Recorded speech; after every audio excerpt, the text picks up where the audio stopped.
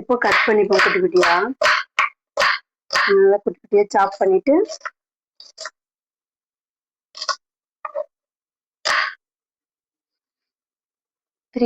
Green chilli எடுத்துக்கலாம். Wash பண்ணிட்டு cut பண்ணிப்போம்.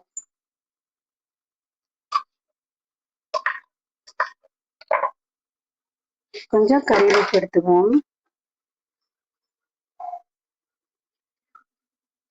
கொஞ்சம் கறி லீஃப் எடுத்துக்குவோம்.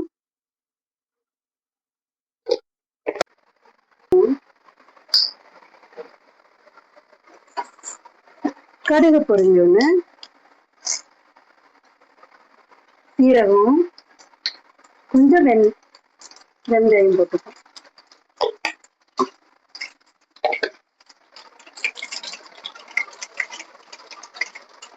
இப்போ நம்ம கட் பண்ணி வச்சிருக்கிற ஆனியனை போட்டலாம்.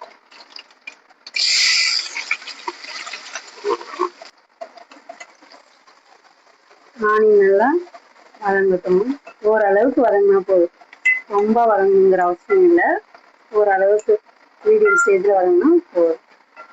அதெல்லாம் தட்டி வச்சிருக்கிற பூண்டு சேர்த்துக்கலாம். பூண்டு தட்டி சேர்த்தாதான் அது வாசனை நல்லா இருக்கும். பூண்டு கொஞ்சம் நல்லா வரணும்னா ஃப்ளேவர் நல்லா நமக்கு கிடைக்கும். இந்த தக்காளி சட்னிக்கும் இந்த பூண்டோட வாசனையும் சப்பாத்திக்கு வச்சு சாப்பிடும்போது அவ்வளோ அல்டிமேட்டாக இருக்கும். 3 கிரீன் சில்லி கட் பண்ணி வச்சோம் இல்லையா, அதையும் அதை சேர்த்து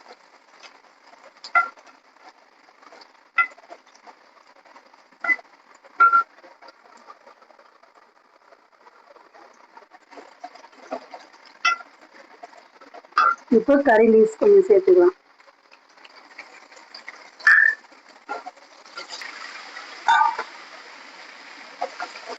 இப்போ தேவையானது சால்ட்டு சேர்த்துக்கலாம். ஏன்னா சால்ட் சேர்க்கும் போது தான் நமக்கு சீக்கிரம் வதங்கும். மஞ்சள்தூள் அவ்வளோதான், இதுக்கு தேவையானது.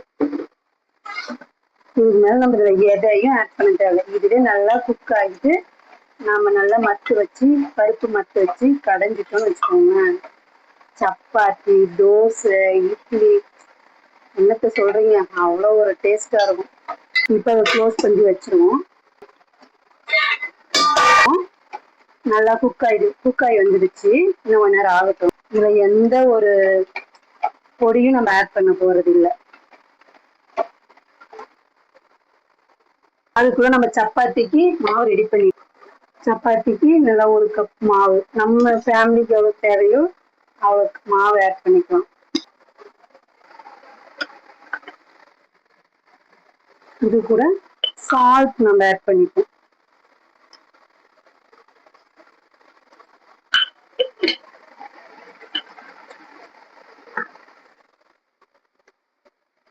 இப்போ கொஞ்சம் ஆயில், லைட்டா ஆயில் போட்டுப்போம். இது செய்யும்.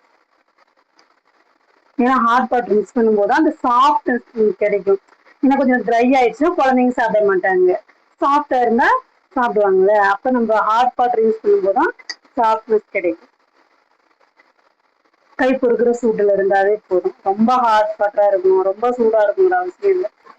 அதனால நம்ம எந்த அளவுக்கு பிசைகிறோமோ சாஃப்டா, அந்த அளவுக்கு சப்பாத்தி நல்லா சாஃப்டா வரும். இப்ப என்ன பண்ணா ஒரு 10 மினிட்ஸ் ரெஸ்ட்ல விட்டுருவோம். மாவு நல்லா பிசைஞ்சு ரெஸ்ட் எடுக்க க்ளோஸ் பண்ணி வச்சிருவோம். ரெஸ்ட் எடுத்து ஒரு 1/2 hour. அதுக்கப்புறம் பேசி அதுக்குள்ள நம்ம தக்காளி தொக்கு என்ன ஆயிடுச்சுன்னு பார்ப்போம்.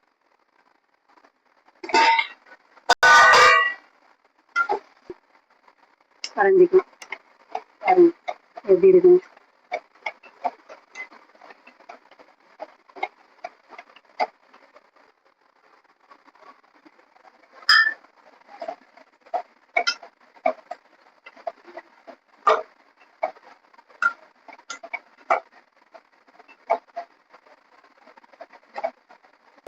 இப்ப வேற பாத்திரத்துல மாத்தி நம்ம கடைய போறோம். ஆயிடுச்சு. சரி, அடுத்து வந்து நம்ம இது தேய்ச்சி நல்லா ஊறி வந்துருச்சு. இப்ப நம்ம சப்பாத்தி போட போறோம்.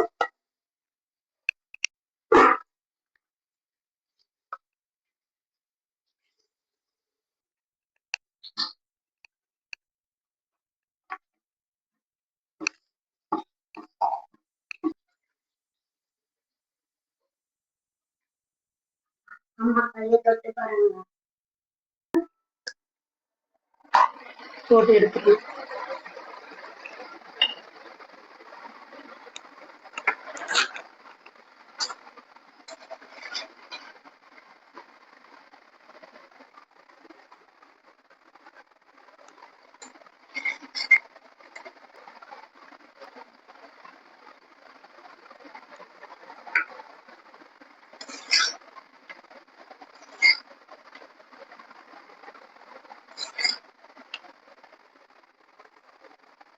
கல் நல்லா சூடாயிடுச்சு, சப்பாத்தி போட்டு எடுத்துடலாம்.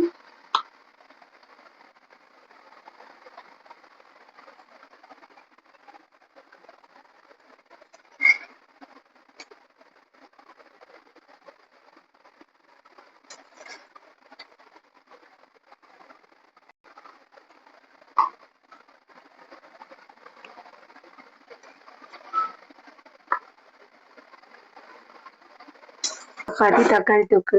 நீங்க இந்த வீடியோ பிடிச்சிருந்தா ஷேர் பண்ணுங்க, சப்ஸ்கிரைப் பண்ணுங்க, மறக்காம கமெண்ட் பண்ணுங்க. அப்பதான் இது எப்படி தெரியும்.